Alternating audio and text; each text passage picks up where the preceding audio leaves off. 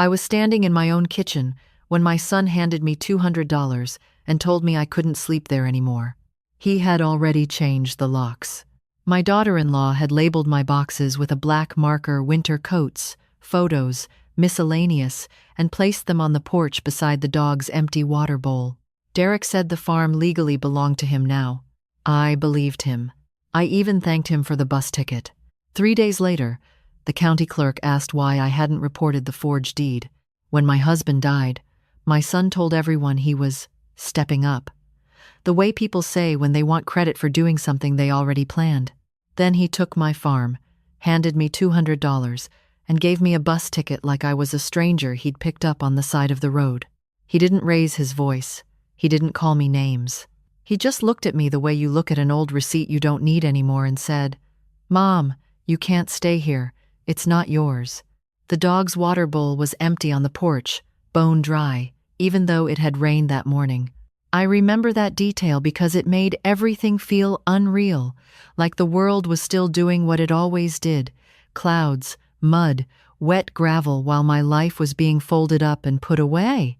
I stood in the kitchen that still smelled faintly, like the casserole people brought after the funeral, and Derek set the money on the table between us.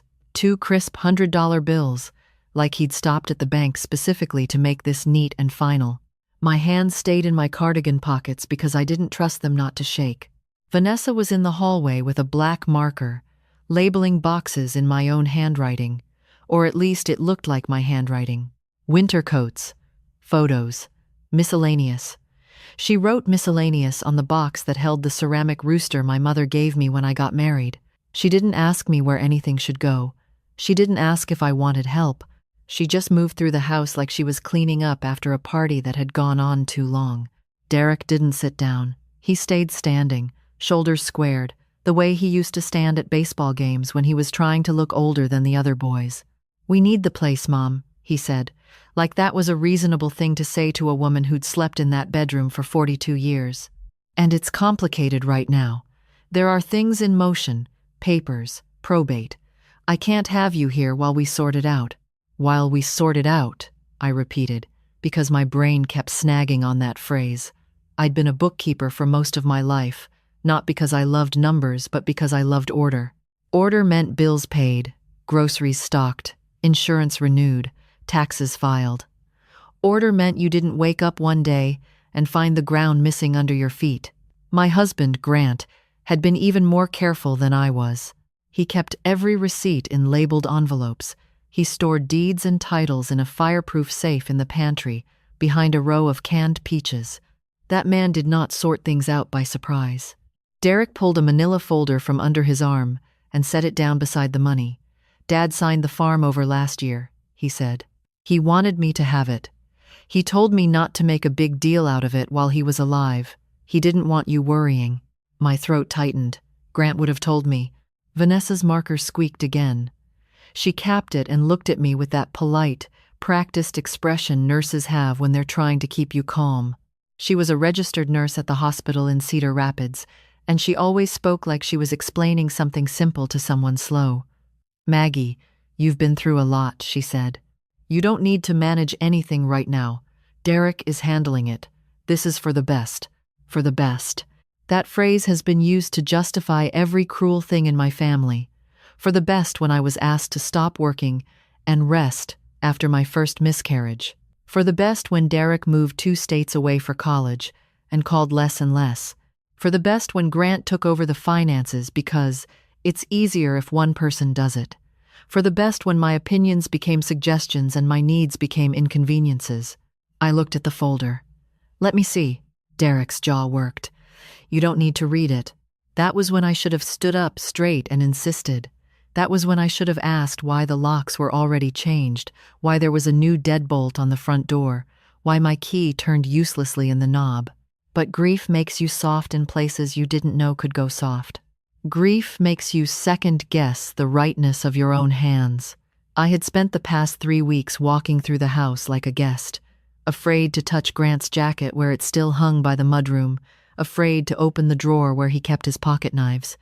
I was trying so hard not to disturb the last traces of him that I didn't notice Derek and Vanessa were disturbing everything else. "I'll call Harold," I said, because the name came to my mouth before I could stop it. Harold Benton, Grant's attorney, not a family friend, not a golf buddy, not someone you see at church, a man Grant trusted with documents and decisions. A man Grant once told me, quietly, when he thought Derek wasn't listening, "If anything ever happens, you go to Harold. You don't let anyone else handle it." Derek's eyes narrowed. "Dad's attorney is busy," he said. "We already talked to him." Vanessa stepped closer. "Maggie, please," she said, and she touched my arm lightly, as if she were checking my pulse. Her fingers were cold. "You don't need to stress yourself. Derek is doing the right thing. We found a place for you in town. It's nice. It's quiet. You'll have support." I stared at her hand on my arm, then at Derek's face, then at the folder I wasn't allowed to read. "Where am I supposed to go tonight?" Derek's shoulders lifted in a small shrug. "There's an extended stay off Highway 30, he said. "I reserved a room for a few nights. You can decide what you want to do from there. The bus leaves tomorrow morning, if you want to go to your sister's." My sister had moved to Arizona 15 years ago. We spoke on birthdays and holidays, the way people do when they've grown into separate lives. Derek was offering me a ticket out of my own. "I'm not taking a bus," I said, and my voice sounded strange in my ears, thinner than I expected. Derek exhaled sharply, like I was being difficult on purpose. "Mom, don't do this," he said. "Please don't make it ugly. You know how paperwork works. You know how Dad was. He made plans. This is what he wanted." He said Dad the way people say, the law. Like it ended the conversation. Vanessa picked up the folder and hugged it to her chest. "We can go over everything later," she said. "When you're calmer." "Calmer," I repeated again, because it felt like they were speaking in a language I'd never learned, a language where a woman's grief was a tool you could use to move her out of her own home. I looked around the kitchen. The calendar still hung on the wall with Grant's handwriting on it. Feed cattle. Fuel delivery. Order seed. The last thing he wrote was Maggie's birthday, circled twice, even though it wasn't for months. My birthday was important to him. So was this farm. He didn't give it away in secret, like a guilty man passing off contraband. Derek slid the bus ticket across the table and set the money on top of it, like he was sealing a deal. "This should hold you over," he said. "Just for now. Just for now." The moment he said it, my chest filled with something sour. Because, just for now, is what people say when they want you to stop asking questions. I didn't cry. That's what surprises people when they hear this part. They expect screaming or sobbing or a scene, but I didn't have the energy. I was still exhausted from the funeral, from strangers hugging me too hard and saying things like, "He's in a better place," from nights where I stared at the ceiling listening to the house settle and waiting for Grant's footsteps that would never come. So I did what I'd done my whole life when conflict rose in the room like smoke. I made myself smaller. I went upstairs and packed 2 suitcases. One was mine. One was Grant's, because it was the biggest, and it was already in the closet. I folded clothes without thinking about what I was leaving behind. I took my toothbrush, my medications, a small box of photos. Not all the photos, just the ones that were easiest to reach. In the hallway, Vanessa had stacked my framed wedding picture beside a lamp like it was a piece of furniture she didn't know where to place yet. When I came back down, Derek was standing by the door holding my coat. He handed it to me like he was doing something kind. "I'll drive you," he said. Outside, the porch boards creaked under our feet. The dog stood to the side, tail low, watching us with that confused loyalty animals have when they sense something wrong, but don't know where to put it. The empty water bowl sat by the steps. Vanessa had placed my labeled boxes in a neat row beside it. Winter coats, photos, miscellaneous. She'd also taped a printed sheet of paper to the top box, a list of nearby senior apartments, phone numbers included, as if homelessness was a matter of choosing the right brochure. Derek loaded my suitcases into his truck and shut the tailgate with a final thud. I turned to look at the house. The upstairs window above the kitchen reflected the gray sky. For a second, I expected to see Grant's shape behind the glass, the way I used to when he watched me carry groceries in. But the window stayed empty. In the truck, Derek drove without speaking, and the silence between us felt like a decision he'd made long before today. We passed fields still brown from winter, barns hunched against the wind, mailboxes at the end of long driveways. Familiar landmarks that had always meant home now felt like markers on a road I'd been kicked off. The extended stay motel was a low building, with peeling paint and a vending machine that hummed too loud. Derek carried my suitcases to the door and set them down. He didn't hug me. He didn't say he was sorry. He just handed me a keycard and said, "Call me when you figure out what you want to do." Then he got back in his truck and drove away. I stood in the parking lot with my suitcases and the $200 pressed flat in my palm, listening to the wind scrape across the asphalt. The sky was the same color as the gravel road leading back to my farm. I told myself I would sleep, wake up, and call Harold Benton. I told myself there was a reasonable explanation, that Grant had made arrangements I didn't understand, that Derek was stressed, that grief was making me suspicious. I believed all of that for exactly one night. The next morning, when I looked at the bus ticket again, I noticed something I hadn't seen before. The departure time was printed for a day that had already passed. And in that quiet, ordinary detail, I felt the first crack open beneath everything I thought I knew. I slept badly in that room, not because it was loud, but because it was too quiet. The heater clicked every few minutes, and each time it did, I thought I heard Grant clearing his throat the way he used to before speaking. I kept waking up expecting to smell coffee. For 42 years, I woke up to coffee before I opened my eyes. He brewed it before sunrise, even after he retired from the cooperative. The absence of that smell was louder than any noise. The bedspread had a cigarette burn near the corner, a small black circle surrounded by melted fabric. I noticed it the first time I sat down and couldn't stop noticing it after. I kept tracing it with my eyes, thinking how strange it was that someone had damaged this place long before I arrived and left no explanation. It felt familiar. I counted my money on the nightstand in the morning. $200 and the change in my purse, mostly quarters and a few folded singles. I made a list on the motel stationery because lists made things feel possible. Coffee. Call Harold Benton. Ask about the deed. Figure out what Derek meant by probate. Each step looked small when written down. The office coffee tasted like hot water and cardboard. The clerk behind the counter didn't look at me long enough to recognize me if I came back a week later. I drank it anyway because I needed to be doing something while my mind tried to catch up to what had happened. I carried my cup outside and sat on a metal chair beside a plastic ashtray filled with rainwater and cigarette filters. A man in a delivery uniform walked past talking loudly on his phone about a late shipment. Life continued, with no regard for the fact that I no longer had a home. I called Derek first. I don't know why. Habit, maybe. For years, when something confused me, I asked Grant. After he died, my mind kept reaching for the closest version of authority it recognized. The call went to voicemail. I listened to his recorded voice telling me to leave a message, and suddenly I couldn't speak. I hung up without saying anything. Then I dialed Harold Benton's number. I had it memorized. Grant used to recite numbers out loud when he stored them in his head, and I'd hear them enough times they stuck to me too. His receptionist answered, cheerful and efficient.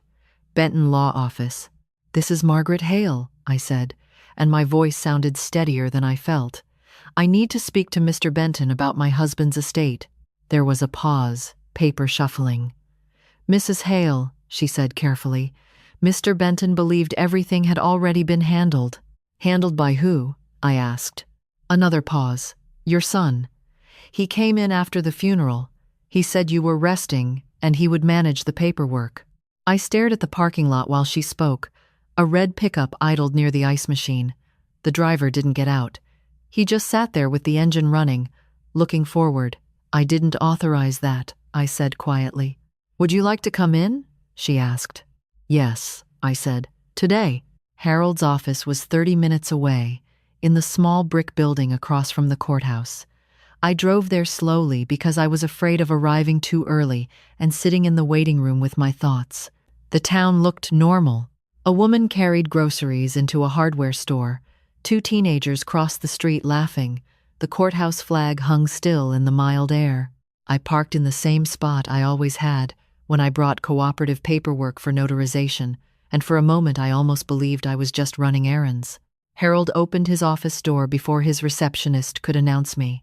He looked older than the last time I saw him, or maybe I did. He shook my hand and frowned slightly, like a man recognizing a problem he hadn't expected. "Maggie," he said gently. "I'm sorry about Grant." "Harold," I said. "Derek told me Grant signed the farm over to him last year." Harold didn't answer immediately. He motioned for me to sit, then closed the door carefully before returning to his desk. He opened a file drawer and pulled out a thick folder labeled Hale, Grant, and Margaret Estate. "No," he said finally, "he did not." The words didn't shock me the way I expected. They settled into place like a piece of furniture I already knew was missing. "He showed me papers," I said. "He said you handled it." Harold removed several documents and laid them in front of me. The original deed sat on top, my name and Grant's side by side, dated decades earlier. He turned it so I could read it easily. "You still own the farm," he said. "Joint tenancy with survivorship. Upon Grant's death, it became solely yours." I stared at the page. My eyes followed my own signature from years ago, the ink slightly faded but unmistakable. Then I looked up. "Then why would he tell me that?" Harold leaned back slowly. "Did you sign anything recently? Any power of attorney? Any transfer authorization?" "No," I said. "No one asked me to." His expression changed. It wasn't anger yet. It was calculation, the kind accountants use when they discover a column that doesn't add correctly. "Derek filed a copy of a deed transfer request last week," he said. "I assumed you were aware." The signature looked convincing. The office felt smaller. "Convincing to who?" I asked. "To the county clerk," he said. "Until now." I folded my hands together because they had started trembling. "He changed the locks," I said. "He moved me out. He gave me money and a bus ticket." Harold's jaw tightened. "Maggie, this is serious. If that document was filed without your consent, it's fraud, potentially criminal." I tried to picture Derek as a criminal and couldn't. I pictured him at 10 years old building a birdhouse with Grant in the garage, sanding one corner over and over because he wanted it perfect. The memory fought with the image of him standing in my kitchen telling me to leave. "Why would he do it?" I whispered. Harold opened another folder and slid a printed email toward me. "Because he's already negotiating a sale," he said. "Your farm is part of a land acquisition project.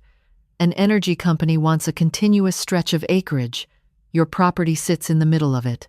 I read the company name without understanding it. My farm had never been a bargaining chip. It was a place where calves were born in spring and frost settled on the fields in October. It was the porch where Grant watched storms roll in and predicted the weather better than any radio. The idea that someone saw it as a square on a map made my chest hurt. "He needed ownership before the purchase agreement," Harold continued. "Otherwise, he couldn't sign. And I was in the way," I said. He didn't answer. He didn't need to. I looked at my hands again. They were steady now. "What do I do?" Harold closed the file. "First, we notify the clerk's office the transfer was unauthorized. Then we contact the sheriff. And Maggie." He paused, making sure I was listening. "You should not go back to that property alone. Not until this is resolved legally." I nodded, but my mind was already moving ahead, retracing small moments I had dismissed. Derek insisting on handling bills after Grant's hospital stay. Vanessa bringing coffee each morning when I'd been too tired to argue. Derek asking where Grant kept certain papers. Questions that had seemed like help now sounded like preparation. I left the office with copies of the deed in a manila envelope and a weight in my chest that wasn't grief anymore. Grief is heavy but soft. This felt hard. Back in the motel parking lot, I sat in my car for a long time before turning the key. The same red pickup was parked by the ice machine. The driver was gone now, door closed, engine silent. On my passenger seat, lay the bus ticket Derek had given me. For the first time, I understood something simple. My son hadn't made a mistake. He had made a plan, and I had been part of it long before I knew it existed. I didn't go back inside the motel right away.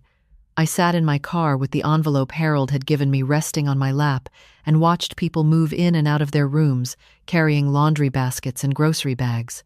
No one looked at anyone else for long. Everyone minded their own business. For the first time since Grant died, that felt comforting. My life had cracked open, but the world had not stopped to stare. I opened the envelope and took out the copy of the deed again. My name was clear and plain, typed in careful legal language that didn't care about feelings. Owner, Margaret Ann Hale, sole surviving title holder. The words didn't comfort me the way I thought they would. Instead, they made my stomach tighten, because if I still owned the farm, then Derek knew he was lying. That meant every gentle word he used, every calm explanation, had been chosen. I drove back to town and parked near the courthouse because Harold told me the county clerk would need to speak with me. The building smelled faintly like floor polish and old paper. A woman at the front desk handed me a clipboard and asked me to confirm my identity. I signed my name slowly. The pen left a firm black line. The clerk, Mrs. Kessler, brought me into a small office with a computer and a single filing cabinet. She was polite, but direct. "Mrs. Hale, your son submitted a warranty deed transfer request 4 days ago," she said. "Your signature appears here." She turned the screen toward me. The signature looked like mine at first glance. Same looping M, same long tail on the H, but it was too careful, like someone copying from memory instead of writing naturally. "I didn't sign that," I said. She nodded once, not surprised. "We'll flag the filing and suspend any processing. We'll also notify the sheriff's office. Forged deeds are rare but serious." The word forged sounded heavier than lie. A lie could be explained. Forgery required planning. "Did he come in person?" I asked. "Yes," she said. "He brought identification and supporting documents." "What documents?" She hesitated, then printed a page. "A notarized affidavit stating you authorized him to act on your behalf." I stared at it. My name was typed at the top again. Beneath it, a statement claiming I had willingly transferred authority to my son. Below that was a notary stamp. I recognized the notary's name. It belonged to a bank in Cedar Rapids I had never visited. "I've never been there," I said quietly. Mrs. Kessler studied my face and then lowered her voice slightly. "You should understand, Mrs. Hale. Whoever prepared this believed it would hold up under casual review." Casual review. The phrase made me feel cold. Derek hadn't expected me to look closely. He had expected me to accept. When I left the office, a sheriff's deputy was waiting in the hallway. He introduced himself as Deputy Warren and spoke in a calm, respectful tone. He didn't treat me like a victim, which I appreciated. He treated me like a witness.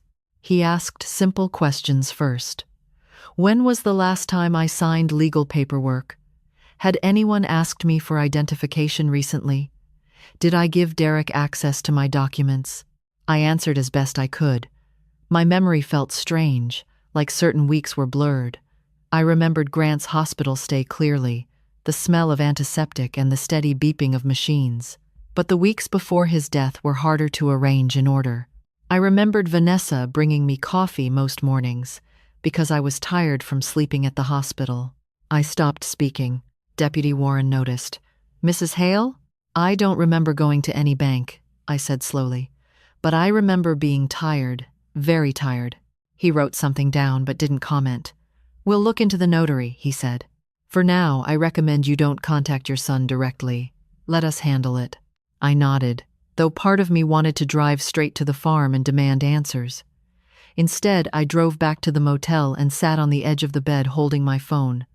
I kept thinking about the affidavit. Someone had presented a legal statement claiming I authorized everything.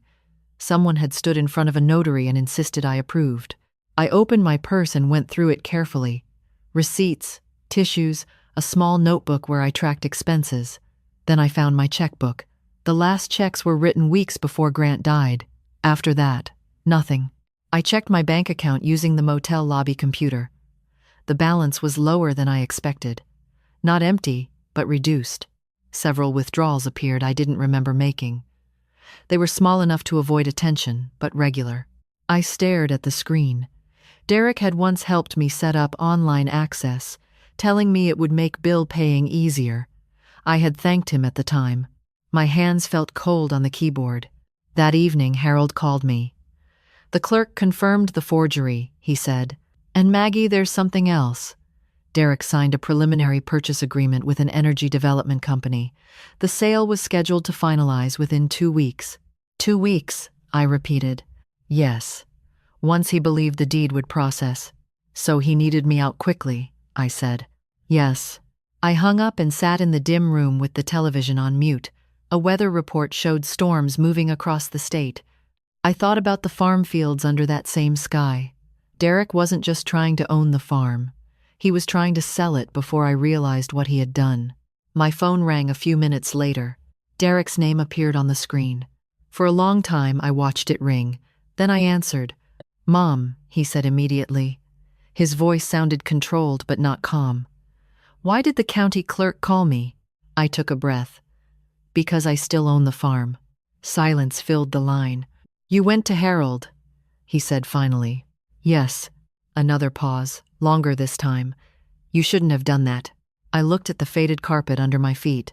"You shouldn't have lied to me." His voice sharpened slightly. "You don't understand the situation. I was protecting you from complications. By forging my name? You're overreacting," he said quickly. "It was paperwork. Temporary. I was going to explain everything after the deal closed." "The deal," I said. "The sale you arranged before your father died." He didn't answer right away, and the quiet told me more than his words would have. "Mom," he said carefully, "this is bigger than you think. You need to trust me." I closed my eyes. I remembered him as a boy asking me to trust him when he borrowed the truck before he had a license.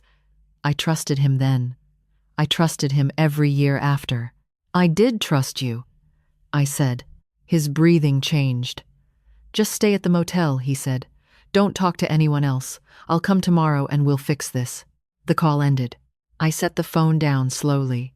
For the first time, I realized something simple and undeniable. Derek wasn't afraid of losing the farm. He was afraid of what I might learn before he sold it. I did not sleep much that night. Every sound in the hallway made me sit up, convinced Derek had decided not to wait until morning. I kept the television on with the volume low because silence made my thoughts louder. Around 3 a.m, I noticed the ice machine outside my door humming steadily, the same tone repeating over and over.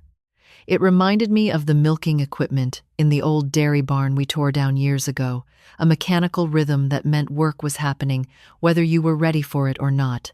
By dawn, I had already made a decision. I was not going to sit in that room and wait for my son to arrive with another explanation. I needed to understand why he was rushing so hard to sell land that had been in our family longer than he had been alive. I called Harold as soon as his office opened. "I want to see the purchase agreement," I said. He hesitated. "You're entitled to it, but I don't want you confronting Derek alone." "I'm not confronting him," I said. "I'm learning what he thought I would never ask." He agreed to meet me at the office. The document was longer than I expected. Legal language filled every page. I read slowly, the way I used to review cooperative ledgers for errors. My eyes stopped on one paragraph near the middle. The sale was conditional, not on financing, not on zoning, on environmental access. I looked up. "What does that mean?" Harold leaned forward. "The buyer needs permission to conduct subsurface testing before finalizing the purchase." "Testing for what?" He tapped the company name printed at the top. "Midwest Renewables Energy Group. They're planning a wind installation and possibly a storage facility. For projects like that, they evaluate soil composition, water tables, underground stability." "Why my farm?" I asked. "There's land all over this county." He slid a folded map across the desk. "Because yours sits in the middle of several parcels they've already secured. Without your property, they can't connect the development zone." I unfolded it. The map showed fields and roads I knew by heart, but drawn in sharp lines instead of fences and hedges. My farm was a blank square surrounded by shaded blocks. A missing piece in a larger shape. They needed my land, I said. Yes. I kept staring at the paper. Grant had loved maps. He used to mark rainfall totals and planting dates on old road atlases. Suddenly, I remembered something small. Months before he died, he'd been out by the barn longer than usual, kneeling near the ground with a tape measure and a metal rod.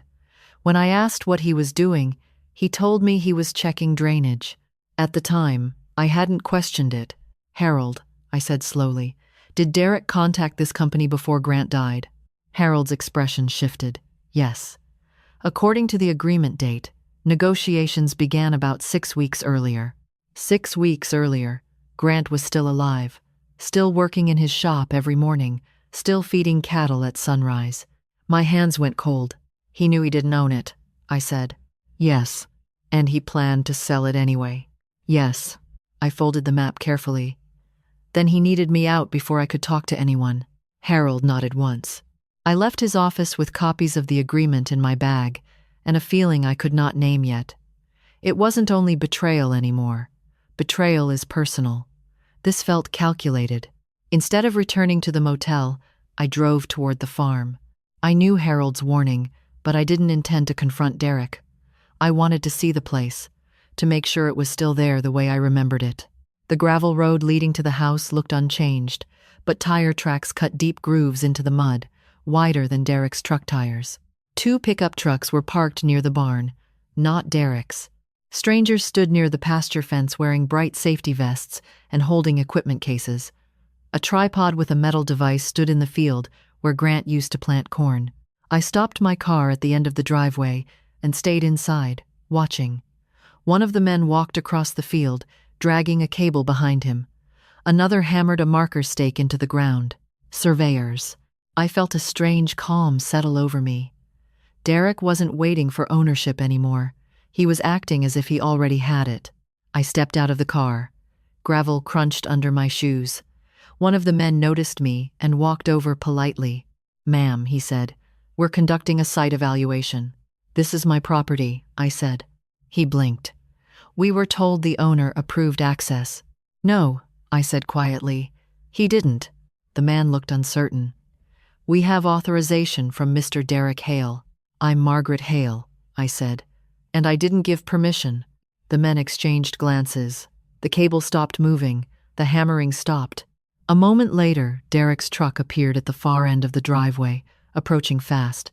He stepped out before the engine finished idling, face tight with controlled anger. "Mom," he said, not greeting me. "You weren't supposed to come here." I looked at the equipment in the field. "What are they testing?" "Just routine surveys," he said. "They said subsurface evaluation." His jaw flexed. "It's part of the development." I pointed toward the barn. Grant was measuring soil there before he died. Derek didn't answer. I took a step closer. What did he find? For the first time since this began, Derek looked genuinely unsettled. "Nothing," he said quickly. "You're reading into things." "Then why forge my name?" I asked. He glanced at the workers standing nearby and lowered his voice. "Because this deal needs to happen fast." "Why?" He hesitated. In that brief silence, I understood something important. This wasn't about land value. It was about whatever was under it. I looked past him at the barn doors hanging slightly open in the wind. Grant's old workshop was inside, untouched since the funeral. He had locked a small storage cabinet there years ago and kept the key on his keychain. I had never opened it. Until now, I had believed Derek rushed the sale for money. Standing there watching strangers run cables across my field, I realized he wasn't racing toward profit. He was racing against discovery. Derek stepped closer to me, keeping his voice low so the workers wouldn't hear. "You need to leave," he said. "You're interfering with a contract." "I never signed a contract," I answered. His eyes flicked toward the surveyors again. "This doesn't have to turn into a fight." "It already did," I said. "The day you changed my locks." For a moment we stood facing each other in the driveway, the wind moving the tall grass along the fence line. I could see the tension in his shoulders, not the hot anger I expected, but something tighter, more controlled. He wasn't worried about hurting me. He was worried about something else. "Go back to the motel," he said quietly. "I'll take care of this." "You've already taken care of enough," I replied. He opened his mouth, then stopped, when a county sheriff's vehicle turned onto the road and slowed near the gate. Deputy Warren stepped out, hat in hand, his expression neutral but alert. "I received a call from the survey company," he said calmly. "They said there was a disagreement over access to the property." I held up the copy of the deed. "I am the property owner," I said. Derek spoke quickly. "There's confusion. We're handling a family estate." Deputy Warren didn't look at him. He looked at me. "Mrs. Hale, did you grant permission for these men to conduct testing?" "No," I said. He turned to the workers. "You'll need to pack up until ownership is legally confirmed." The men didn't argue. They began gathering cables and folding tripods, moving with the quiet efficiency of people used to being told to stop. Derek watched them with visible frustration, jaw clenched. "You didn't have to involve law enforcement," he said to me. "I didn't," I answered. "You did when you used my name." The deputy asked Derek a few routine questions, wrote down his answers, and reminded him that any entry onto the land required the owner's permission. When the workers drove away, the property fell silent again, the way it had been for decades, before strangers arrived with equipment. Derek's truck remained. He leaned against the door, staring toward the barn. "You don't understand what you're stopping," he said finally. "Then explain it," I said. He shook his head. "I can't." "Because you don't want to," I replied. He looked at me then, really looked, and for a moment I saw the boy he used to be, calculating whether a lie would work. "Mom," he said, softer now, "if this deal collapses, it's not just money. There are obligations." "To who?" He didn't answer. Instead, he got into his truck and drove away, gravel spraying behind his tires. He left without another word. I stood in the quiet driveway, the farm suddenly feeling both familiar and strange. Without the surveyors, it looked exactly the same as it always had. The White House, the barn, the fence line stretching across the fields. But now I knew people had been walking across it measuring things I didn't understand. Deputy Warren lingered. "Mrs. Hale," he said gently, "I recommend you check the house with me before you go inside, just to be safe." We walked together to the front porch. The new lock still shone on the door. I unlocked it with the spare key Harold had arranged through the sheriff's office authorization.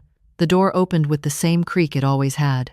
Inside, the air smelled faintly stale. Derek and Vanessa had taken some of their boxes, but left others stacked along the wall. The kitchen table still held the marks where Grant used to sort seed catalogs. Everything looked ordinary, yet nothing felt settled. The deputy checked each room briefly and nodded. "You're fine here for now," he said, "but keep your phone with you." After he left, the house became quiet in a different way than the motel. This quiet held memories. I walked slowly through each room, touching chairbacks and door frames, not for comfort, but for certainty. I needed to confirm the place was real and unchanged. Finally, I walked toward the barn. The wind pushed the door slightly open as I approached. Inside, the smell of hay and old wood greeted me. Grant's workbench remained exactly as he left it. Tools arranged neatly, oil rags folded, nails sorted into labeled jars. For a moment I felt relief, as if part of him still existed here, untouched by everything else. Then I noticed the cabinet. It was mounted on the far wall, small and metal, painted green decades ago. I had seen him open it only a few times. He always closed it immediately if I came near. After his death, I never thought to look inside. The key wasn't on his keychain anymore, but I remembered something else. Years ago, he once hid a spare key above the beam near the loft ladder. He told me it was in case he lost the original. I climbed the ladder carefully. Dust coated the beam, but my fingers found a small taped object. I pulled it free. The key. My hands trembled slightly as I opened the cabinet. Inside were not tools. There were notebooks, carefully stacked, a handheld camcorder, several labeled USB drives in a plastic container, and sealed envelopes with dates written in Grant's handwriting. I picked up one notebook and opened it. It wasn't farm records. It was observations. Dates, coordinates, sketches of land sections, and chemical names I didn't recognize. Some pages described changes in soil color. Others noted strange smells after heavy rain. He had recorded times, wind direction, and locations near the back pasture. My pulse quickened. Grant hadn't been checking drainage. He had been documenting something. I stepped outside and looked toward the far edge of the property beyond the trees. That section bordered a piece of land Derek once said had been abandoned decades ago. I never paid attention to it. Now I understood why Derek wanted this land so urgently. Not for what stood on it, for what lay beneath it. And for the first time, a thought formed that frightened me more than his betrayal. Grant might not have died without reason. I carried the notebooks back into the house and spread them across the kitchen table, where Grant used to sort invoices. Sunlight came through the window over the sink, and dust moved slowly through the air. For a long time I didn't sit down. I stood there reading, turning pages carefully so I wouldn't miss anything, as if the order mattered. Each notebook covered a different period. He had dated everything, months, then years. I saw entries from 12 years earlier, then 9, then 3. The handwriting never changed, still neat, still patient. Grant wrote like he farmed, deliberately and without wasted motion. The earliest notes described small things: patches of grass turning yellow in odd shapes, a chemical smell after a hard rain, livestock refusing to drink from the west trough. I remembered that. We'd replaced that trough, thinking it had rusted inside. Later entries became more precise. He recorded the direction of wind on certain nights and listed truck noises coming from the abandoned property beyond our fence line. There were times written down: 2:14 a.m., 3:40 a.m., and sketches of tire tracks near the back pasture. He even drew a map marking where he heard engines idling in darkness. I sat down slowly. Grant was not a suspicious man. He was practical. If he documented something this carefully, it meant he had stopped guessing and started confirming. I opened one of the sealed envelopes. Inside were printed lab reports, soil analysis. The word contamination appeared multiple times. Beneath it were chemical names I could not pronounce. Some pages had a red stamp reading, "Elevated concentration." I stared at the page until the words stopped looking like language and became shapes. This wasn't about drainage or fertilizer runoff. I picked up the camcorder and pressed the power button. The battery was dead. After searching drawers, I found the charger in the pantry, where he kept spare extension cords. When the screen finally lit, I scrolled through the recordings. The first video showed Grant standing near the back pasture at dusk. He wasn't speaking to anyone. He was filming the ground where dark patches marked the soil. He zoomed in on a shallow depression filled with cloudy water. In the distance, faint lights moved beyond the trees where the abandoned property sat. Another video showed him holding a jar. Inside was murky liquid. His voice was quiet but steady. "Collected after rainfall," he said. "Odor matches previous sample." I listened to his voice, calm and methodical, and felt something shift inside me. He hadn't told me because he didn't want to frighten me, or he hadn't wanted anyone else to know. I checked the USB drives next. They contained scanned copies of correspondence, letters to an environmental agency, replies requesting further documentation, instructions for preserving samples. He had been communicating with someone official. He wasn't just observing, he was reporting. I leaned back in the chair, trying to breathe evenly. Derek knew about the development company, about the need for the land, about the urgency. If contamination existed, the company could not build without disclosure and investigation. The project would stall. The land would become a liability instead of an asset. Grant had evidence. Derek needed control of the property before anyone looked too closely. I stood and walked to the window. The back field stretched toward the trees, peaceful in late afternoon light. The idea that something harmful lay beneath it made the view feel unreal. My phone rang. I recognized Derek's number and hesitated before answering. "Mom," he said immediately, voice tight. "Why did the sheriff remove the survey team?" "Because I didn't give permission," I said.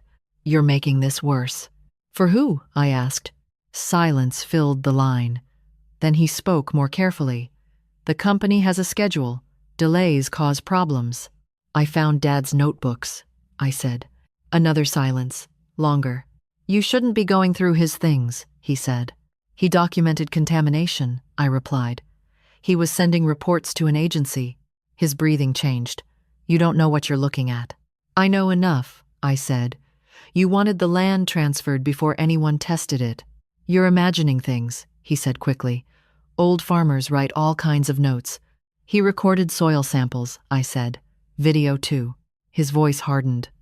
Listen to me. Stop digging into this. Just let the sale happen and everything will be fine. Fine for who? I asked again. He didn't answer. I think you already knew what was in the ground, I said quietly. When he spoke again, his tone had lost patience. Mom, you need to trust me. I looked at the notebook spread across the table. I did trust you.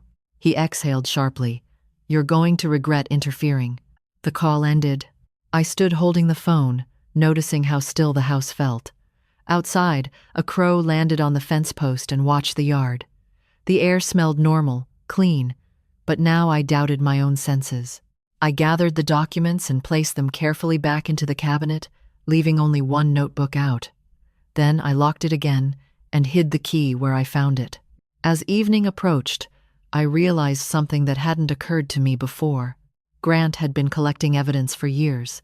He had been patient, he had been careful, and he had died 1 week before he could finish whatever he was preparing to do.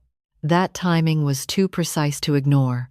For the first time, I wondered if his heart attack had been the end of an illness or the interruption of a plan. I didn't stay at the house that night. The sheriff had advised me to leave until legal ownership was fully processed again, and for the first time, I agreed without argument. The place felt different after reading the notebooks, as if I had uncovered a conversation that had been happening for years without me. Before I left, I took one USB drive and one sealed envelope from the cabinet and placed them in my purse. I didn't take them because I wanted to hide them. I took them because I suddenly understood something simple. If Derek knew what Grant had been documenting, then the evidence mattered more than the house. The motel room looked smaller when I returned. The same cigarette burn marked the corner of the bedspread. I sat down and stared at it, thinking about how long damage can exist without anyone noticing until someone finally looks closely. I called Harold. He listened without interrupting while I explained the notebooks, the lab reports, and the videos. I told him about the agency letters and the soil samples. When I finished, he didn't speak for several seconds. Maggie, he said finally, you need to contact the state environmental office immediately. Not tomorrow, now. I was hoping you'd say that, I replied. He gave me a number. I called and left a detailed message because the office had closed for the day. Then I sat quietly, hands folded, waiting for the unease inside me to settle. It didn't. An hour later, there was a knock on my door. My heart jumped, but when I looked through the curtain, I saw Derek standing outside, hands in his jacket pockets. He must have driven straight from the farm. I opened the door, but didn't step aside to let him in. We need to talk, he said. We are talking, I replied. He glanced past me into the room, then back at me. Not out here. I shook my head. You can say it here. He exhaled and leaned against the railing. For a moment he didn't speak, and I saw something I hadn't seen since he was a teenager: hesitation. You found his files, he said. Yes. I told you not to go through them. I didn't know you could give orders about my husband's belongings. His jaw tightened. This isn't about control. It's about consequences. Then tell me the consequences.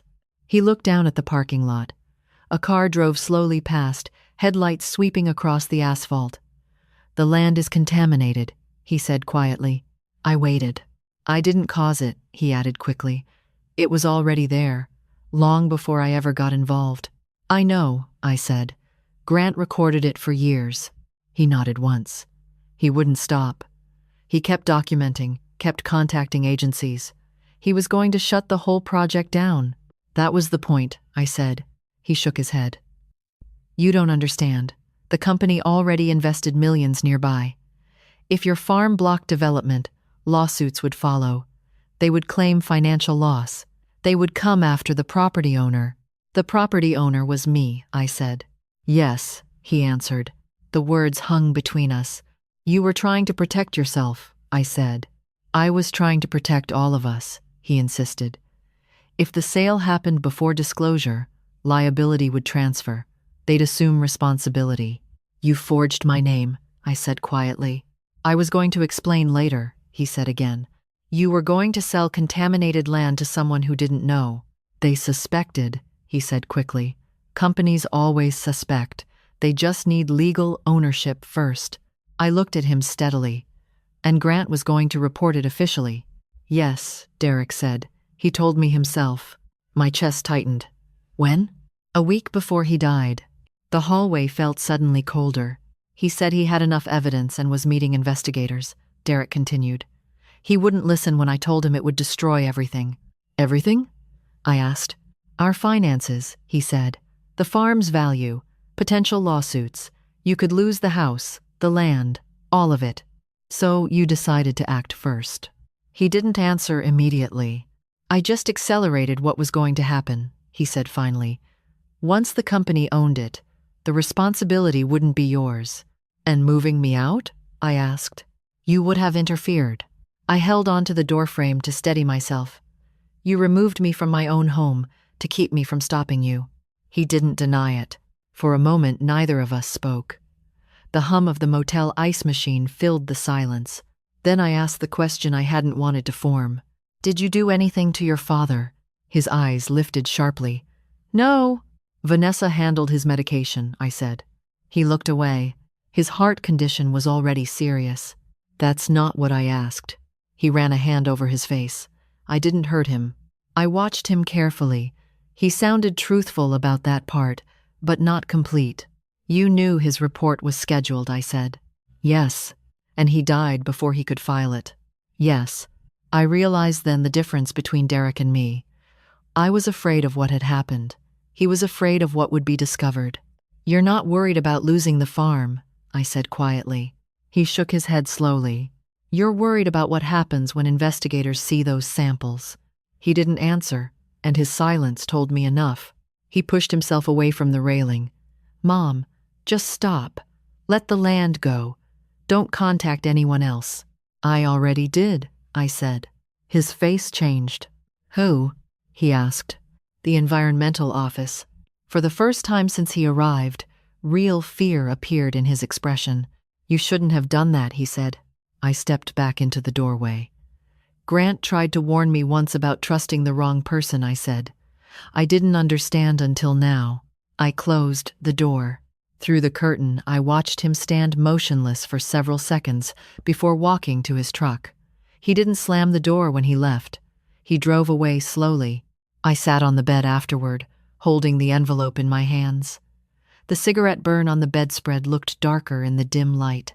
Derek had admitted the contamination. He had admitted the plan. But what troubled me most was not what he said. It was what he feared I had already done. The environmental office returned my call the next morning at 8:12. I remember the exact time because I had been watching the motel clock, waiting for Derek to appear again. Instead, a woman introduced herself as Investigator Claire Donnelly with the State Department of Natural Resources. Her tone was calm but precise. Mrs. Hale, you mentioned documented soil samples and correspondence from your late husband. We need to see those materials as soon as possible.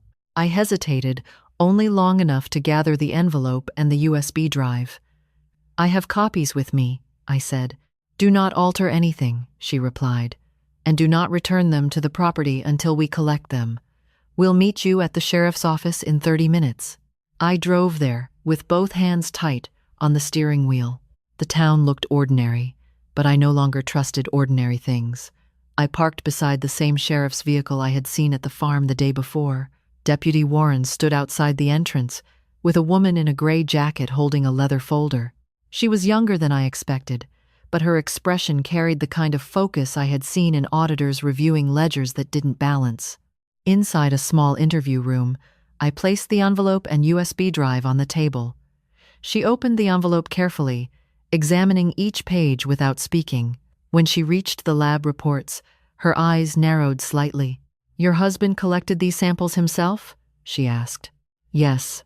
She nodded slowly and inserted the USB drive into her laptop.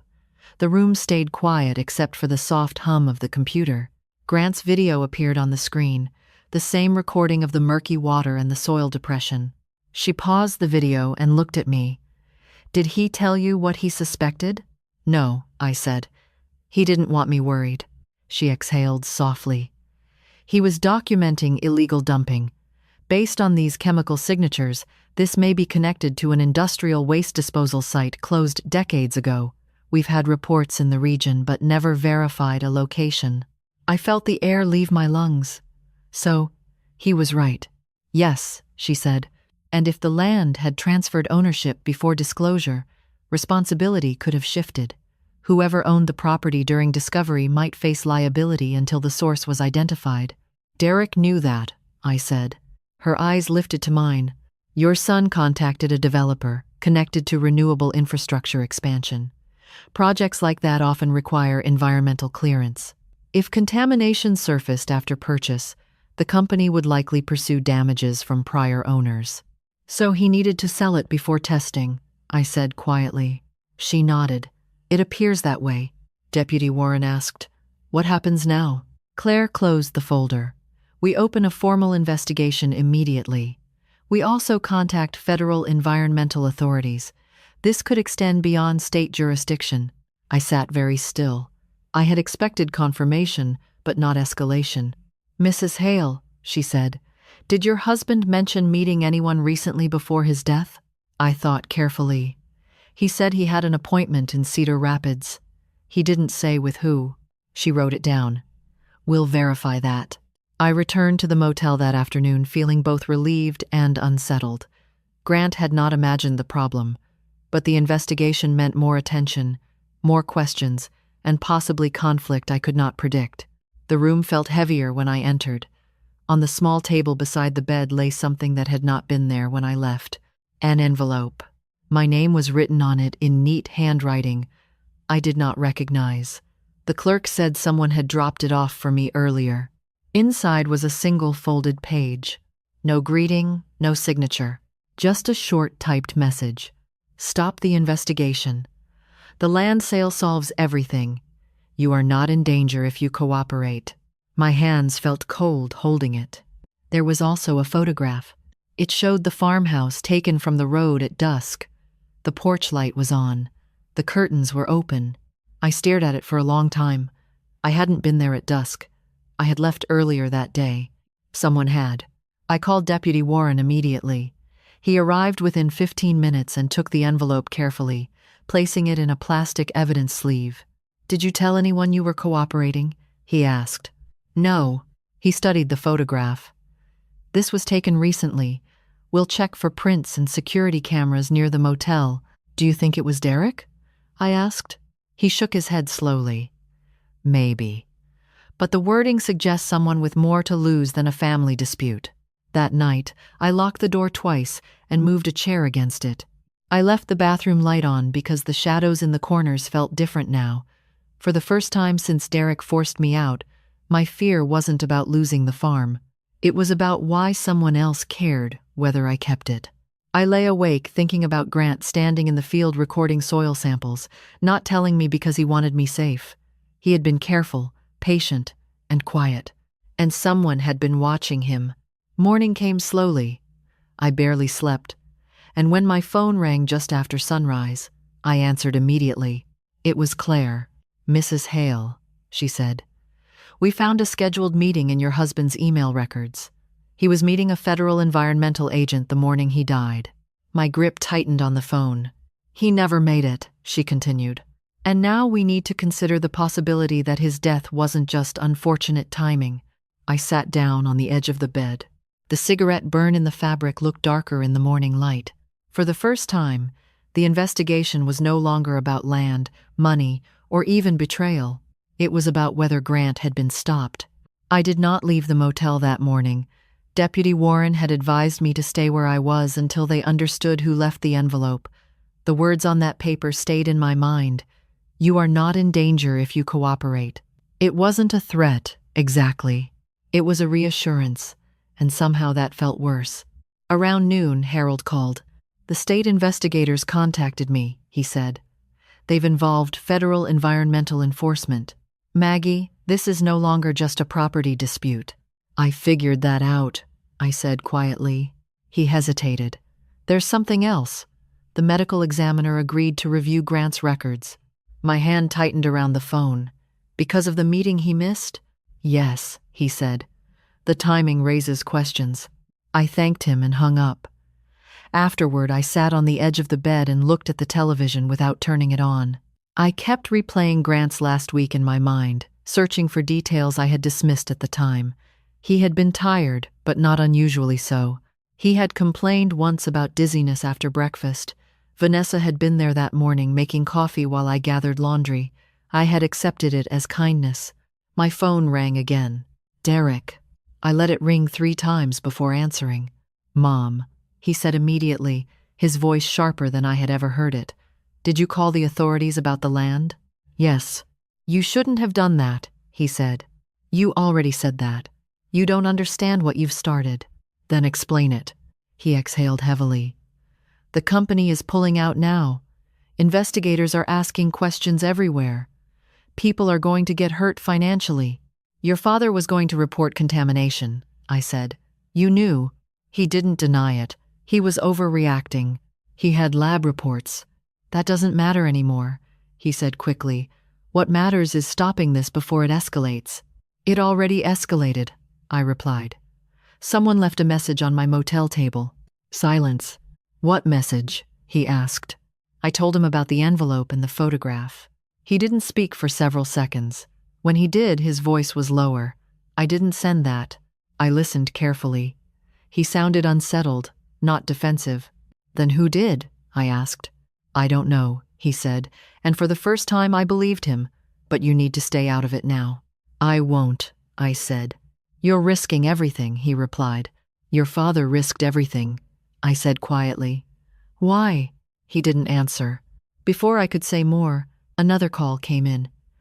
I told Derek I would call him back and switched lines. It was Claire again. The medical examiner reviewed the hospital report, she said. We need you to come in. Her tone told me this wasn't routine. At the county office, she met me with Deputy Warren already present. They brought me into a small conference room instead of the interview space. Claire closed the door. Mrs. Hale, your husband's death was ruled a heart attack, she began. But the review found something unusual. My hands rested on the table, fingers laced together. What? His medication levels, she said. There was a compound in his system that interacted with his heart prescription. I felt my throat tighten. An accident? We don't know yet, she said carefully. But the dosage wasn't part of his prescribed treatment. I stared at her. Someone gave him something else, I said. Deputy Warren nodded slightly. We're investigating access to his medication. I already knew the answer before they said it. Vanessa organized his pills every morning during his last week. I closed my eyes briefly. She's a nurse. Yes, Claire said. The room stayed quiet for several seconds. We're not accusing anyone yet, the deputy added. But we need to ask more questions. I nodded slowly, though my thoughts moved faster than my breathing. Derek had rushed the sale before disclosure. Grant had planned to meet a federal agent. Vanessa handled his medication. The sequence lined up too cleanly. I left the office feeling unsteady. The sky was clear and bright, and people walked past me carrying groceries and talking about weekend plans. I moved through them as if I was somewhere else entirely. Back at the motel, I sat down without removing my coat. I finally returned Derek's call. Did you know about Dad's medication? I asked immediately. He sounded confused. What do you mean? The examiner found something else in his system. Silence filled the line again. I didn't know that, he said slowly. Vanessa handled his pills. His breathing changed. Mom, that doesn't mean... He was meeting investigators the morning he died. Another long pause. I told you he was making trouble, Derek said quietly. Trouble, I repeated. He was going to ruin everything, Derek said. The company, the sale, all of it. Did you know about the medication? No, he said quickly. I didn't touch his pills. I listened carefully. He sounded shaken now, not controlled. I think you believed selling the land would solve a problem, I said. But someone else needed him to stay silent. He didn't respond. After we hung up, I looked again at the photograph from the envelope in my memory, the farmhouse at dusk, someone watching from the road. Whoever sent it wanted me to stop the investigation, not just the land sale. The investigation. Grant had been documenting contamination. He had arranged a federal meeting, and he died before he could speak. For the first time, I understood something that changed everything. The farm was never the real target. Grant was. 2 days later, Claire called again, but this time her voice carried a different kind of focus. We need your help, she said. Federal agents want to speak with you directly. I met them at the sheriff's office in the same small conference room. A man in his 40s introduced himself as Special Agent Mark Reyes with the Environmental Protection Agency's Criminal Division.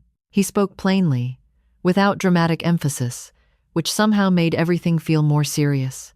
Mrs. Hale, he said, placing a folder on the table, your husband contacted our office 3 months ago. He believed an abandoned industrial site near your property was being used again for illegal dumping. I nodded slowly. He was collecting samples. Yes, he said. And he was scheduled to meet me the morning he died. The words settled in the air between us. We think someone learned he was cooperating, Agent Reyes continued. The photograph you received suggests surveillance. The warning note suggests intimidation. The medication finding suggests interference. I swallowed. You think he was killed? He did not answer immediately. We think his death needs to be investigated as more than natural causes. Deputy Warren sat quietly beside him. Claire watched me carefully, as if measuring whether I would continue. Agent Reyes slid a small device across the table. We want to record a conversation, he said. I stared at it. With who? I asked. Your son and daughter-in-law, he replied. We believe they know more than they've admitted.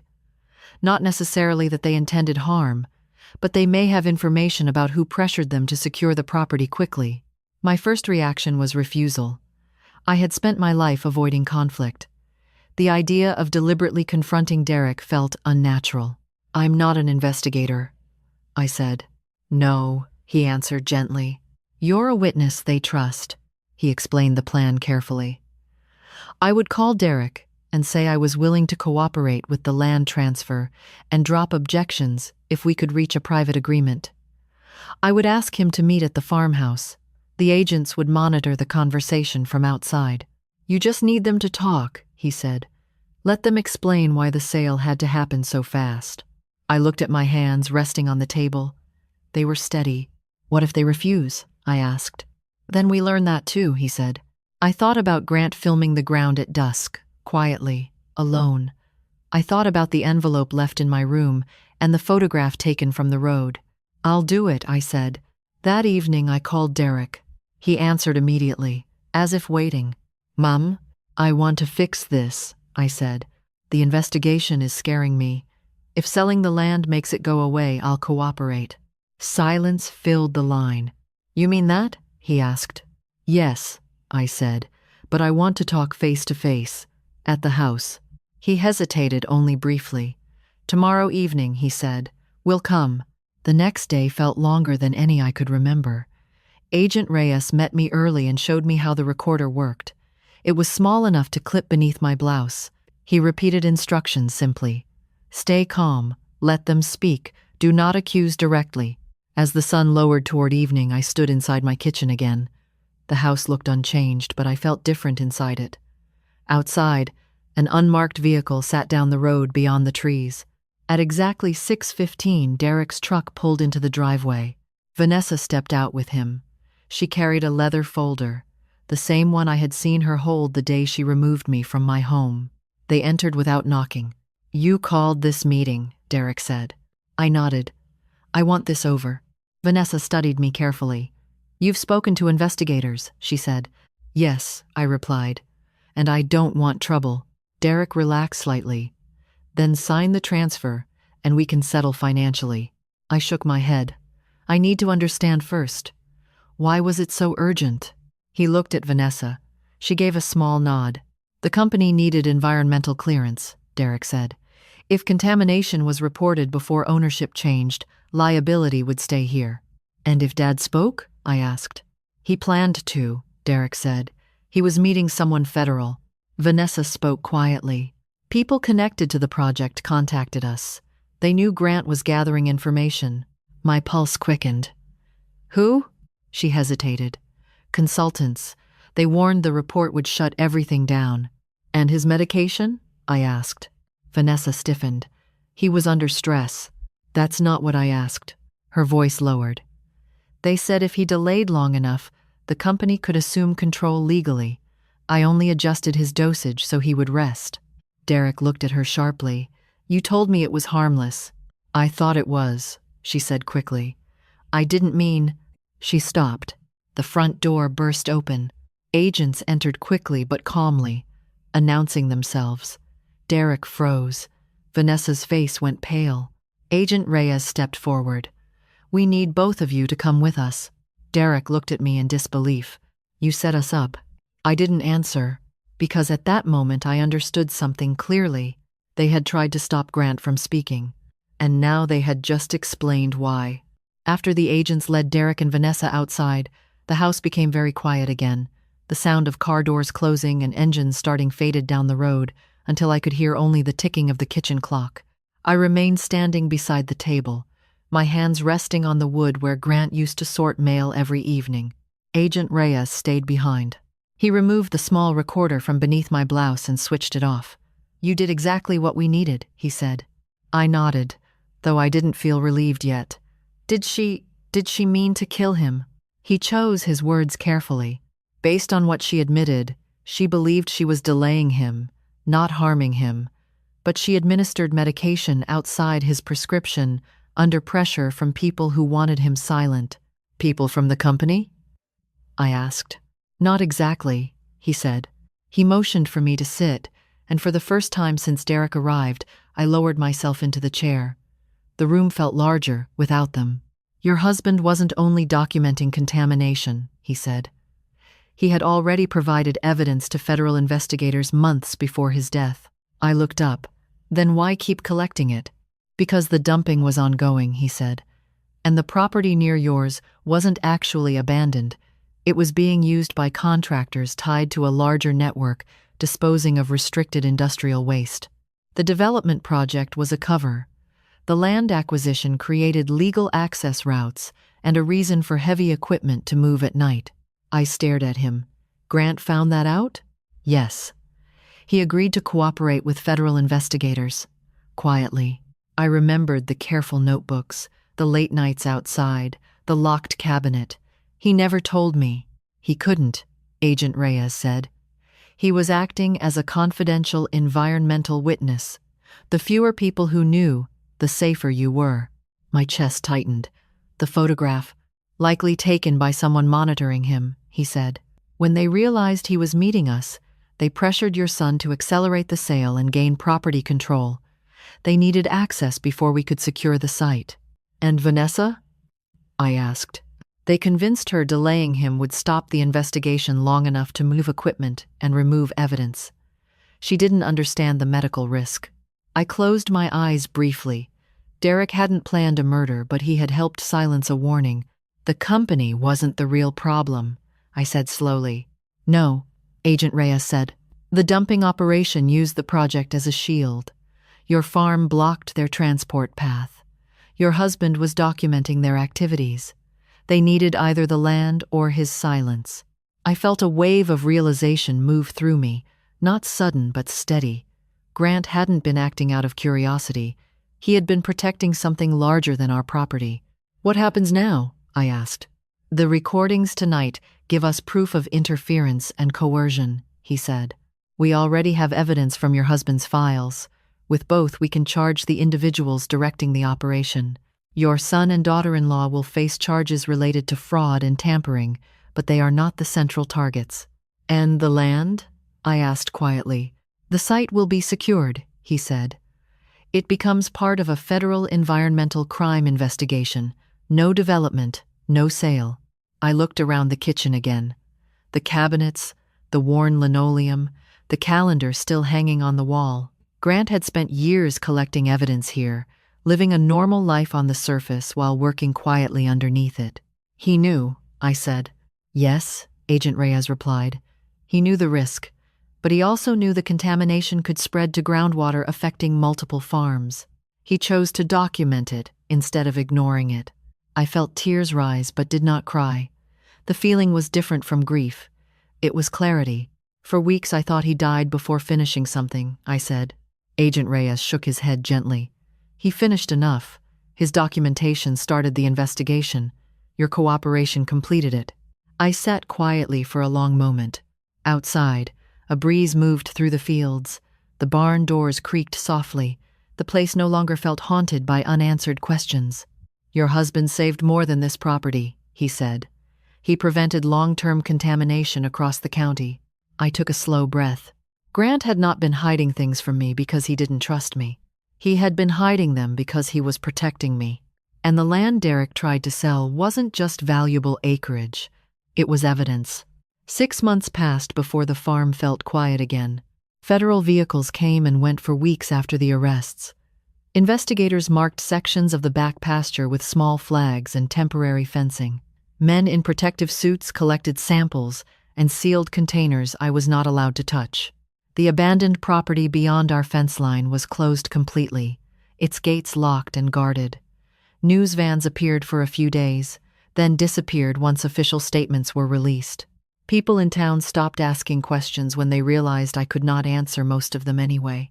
The legal process moved slower than the investigation. Derek and Vanessa were charged with fraud, identity theft, and interference with a federal investigation. The court made it clear they had not intended murder, but their actions had directly contributed to Grant's death. They accepted plea agreements months later. I attended the hearing because I needed to see it with my own eyes. Derek looked smaller than I remembered. He did not avoid my gaze, but he could not hold it long. Vanessa cried when the judge spoke.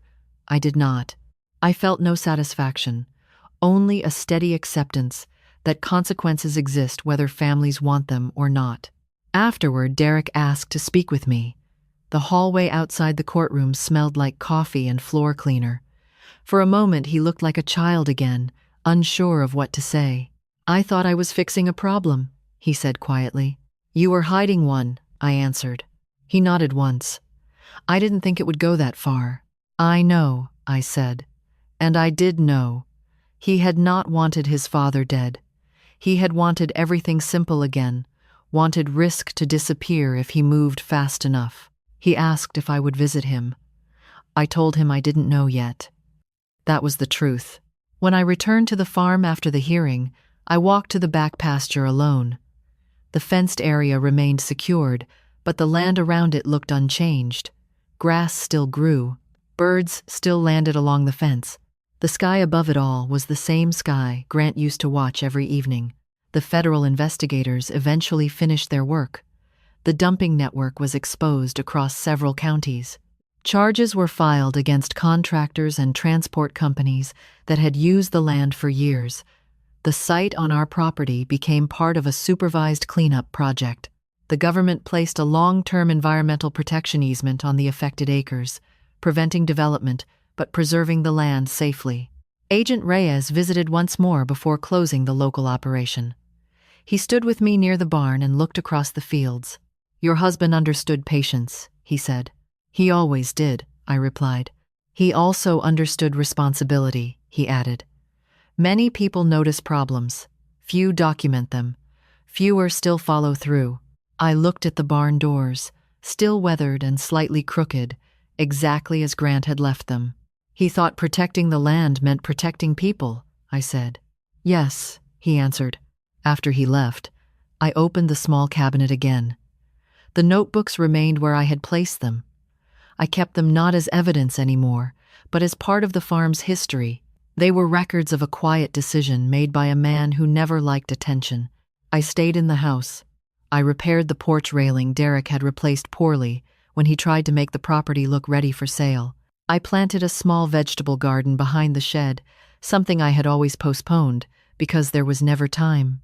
I learned to manage accounts myself again, the way I had years ago before gradually handing them over to others. The routine returned slowly, mornings with coffee by the window, evenings watching the light fade over the fields. I received letters from Derek during the first few months. I read them but did not answer immediately. Each one sounded less defensive than the last. He wrote about regret, about misunderstanding, responsibility, and control. I believed he meant it, but belief does not repair trust quickly. I eventually visited him once. We spoke quietly about ordinary things: weather, repairs, and the farm. We did not talk about the night he asked me to leave. We did not need to. The memory remained between us without words. Before I left, he said, "Dad trusted you to do the right thing." I thought about that as I drove home. Grant had not left instructions. He had left evidence. He trusted truth to finish what he began. And in the end, that truth depended on whether I chose to act or stay silent. The farm never became a development site. It never became a profit. It became something else, a place that stopped harm before it spread further. I still walk the fields some evenings. The air smells clean again after rain. The back pasture remains fenced while cleanup continues, but grass grows around it the same way life grows around difficult memories. People sometimes ask if I wish none of it had happened. I tell them I wish my husband had lived, but I do not wish I had ignored what he found. I spent years believing security came from trusting family completely. I learned instead that trust is not blind acceptance. It is the willingness to face truth even when it breaks something you wanted to keep. My son believed ownership was power. The company believed land was profit. The people dumping waste believed secrecy was protection. Grant believed something else. He believed truth lasts longer than silence. And in the end, that was the only thing none of them could take from us.